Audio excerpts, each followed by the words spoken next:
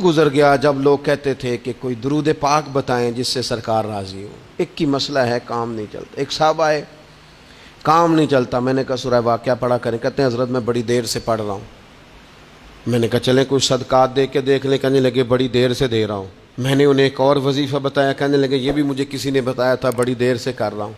तो मैंने उन्हें कहा फिर मेरी एक नाकस राय ये है कि सारा कुछ करने के बाद अगर अभी तक फिर भी आप समझ रहे हैं ना आपकी मर्ज़ी के मुताबिक आप पर दरवाजे नहीं खुल रहे, फिर आप सब्र करें। जो मेरा रब चाहता है उस पर राज़ी रह के देखें ज़रा। फिर ज़रा राज़ी रह के देखें, फिर देखें कि मालिक का फैसला क्या है। वो आपके हक में कोई रहमत वाला फैसला ही फरमाएगा। फिर ज़रा इंतज़ार करके देखें, फिर ज़रा सब्र करके देखें। फिर वो कहता वह बशीर साबिरीन, महबूब ये जिन्होंने सब्र किया है ना इन्हें मेरी रहमत की खुशखबरी सुना दो। फिर वो कहता है बाकियों के पास माल होगा, दौलत होगी, इख्तदार होगा, बड़ा कुछ होगा, इन्नल्लाह मा साबिरीन, सब्र करने वालों के साथ रब करीम होगा।